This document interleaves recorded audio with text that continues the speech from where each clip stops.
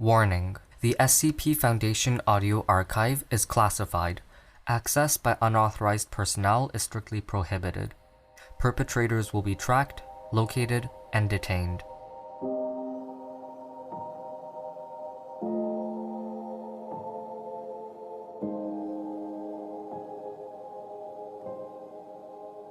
Progressive fungal infection. Item number: SCP-129. Object Class: Keter. Special Containment Procedures.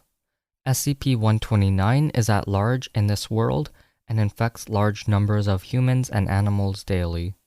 As such, containment efforts are focused on treatment of infected individuals and on eradication of any or all member species of SCP-129.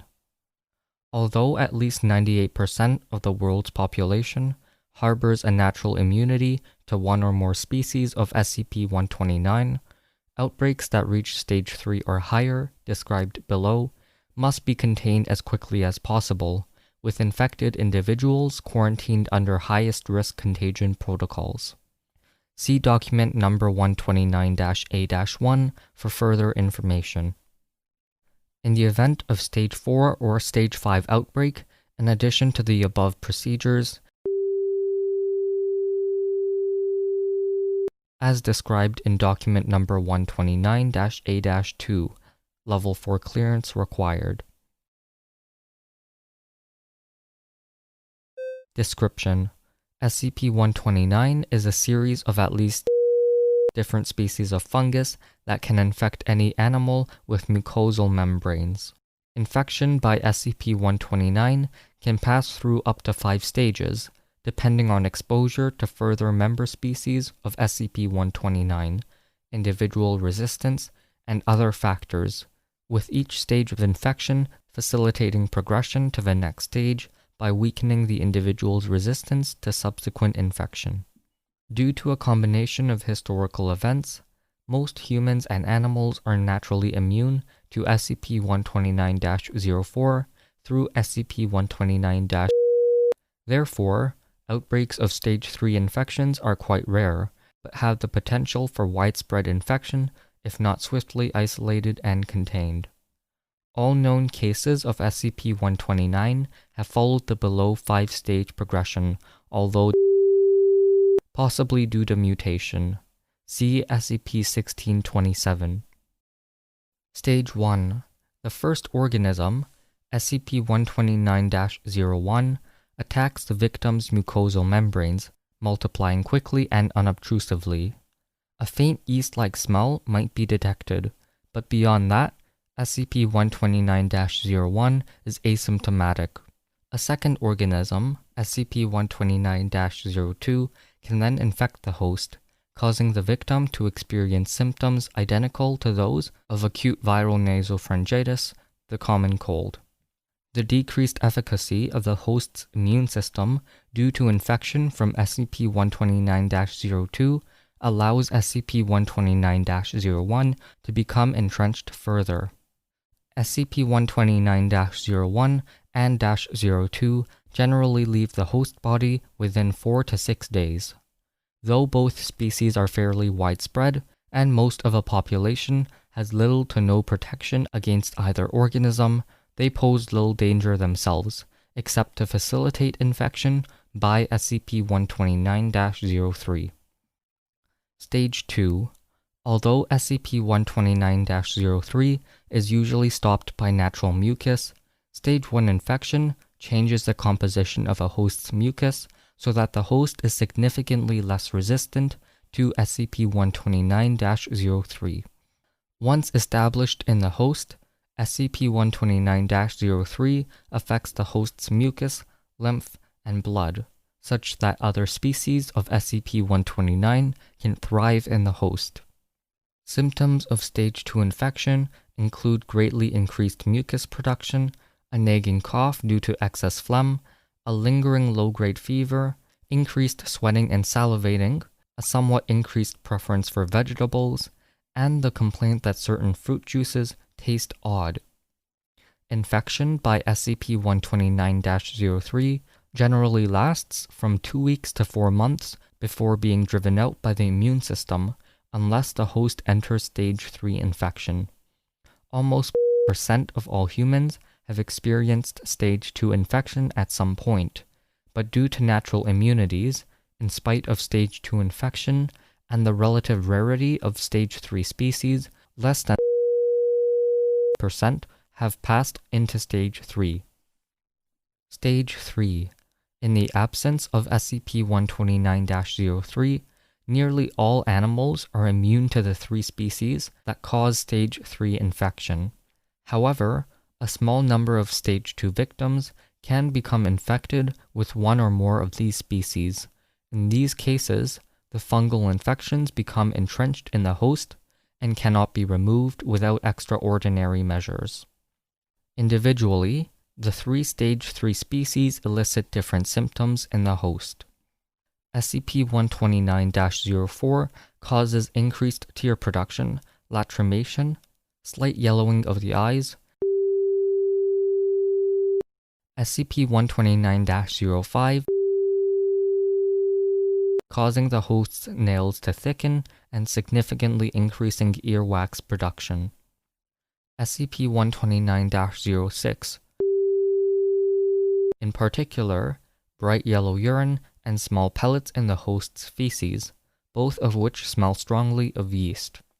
However, a victim who becomes infected with all 3 of these species will, within hours, develop flu-like or worse symptoms and become bedridden for 3 to 5 weeks.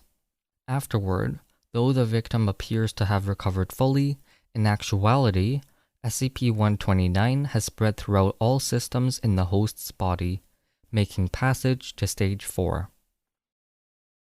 Stage 4.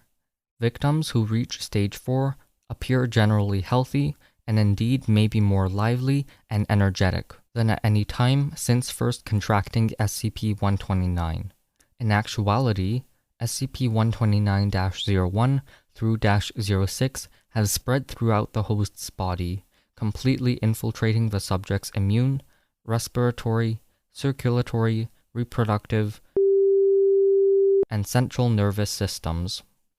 Mycelia from SCP-129 species also permeate the host's skin and replace some percentage, up to % of the host's hair. These hyphae, which are nearly indistinguishable from the host's natural hair, are used to propagate SCP-129 to other hosts. Any potential host that comes into contact with shed-off hyphae has a 90% chance of becoming infected with SCP-129. Hyphae seem to be equally contagious from any part of a host's body, although if sexually transmitted due to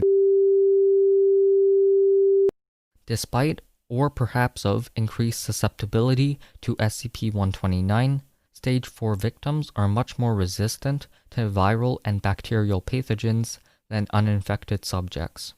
All known subjects who have reached Stage 4 have either progressed to Stage 5 or died within weeks. Stage 5. Symptoms of Stage 5 infection depend on a variety of factors, including particular Stage 5 species that are present, as well as genetic, physiological, environmental, and any number of unknown factors. However, as in Stage 4, all Stage 5 victims are highly contagious and can infect victims who had previously shown complete immunity. Notable manifestations of Stage 5 symptoms. February. Witnesses riding in a commuter train car in described a woman suddenly blowing up like a balloon and exploding, but instead of blood and viscera, the contents of a car were covered in spores and filaments. Analysis later showed that the victim was infected with SCP-129-09, -14, and all persons and objects in the affected area were quarantined, euthanized, and incinerated per protocol.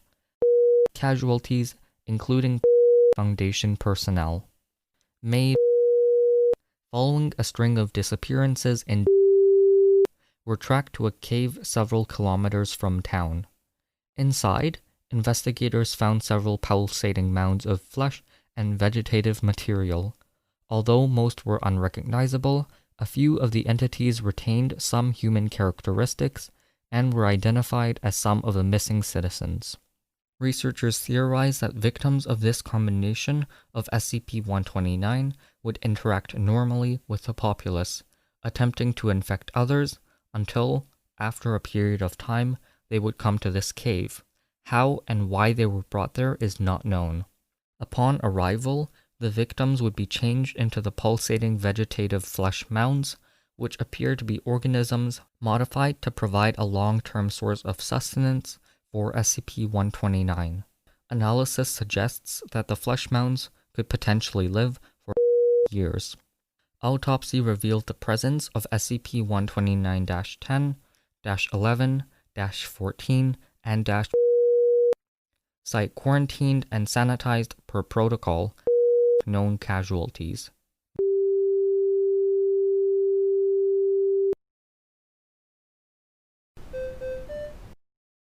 Thank you for listening.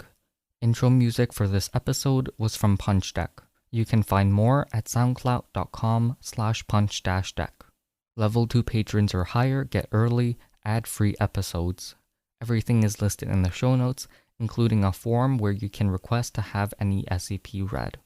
You can follow me on social media, my website, and join my Discord server, and also rating or reviewing this podcast always helps.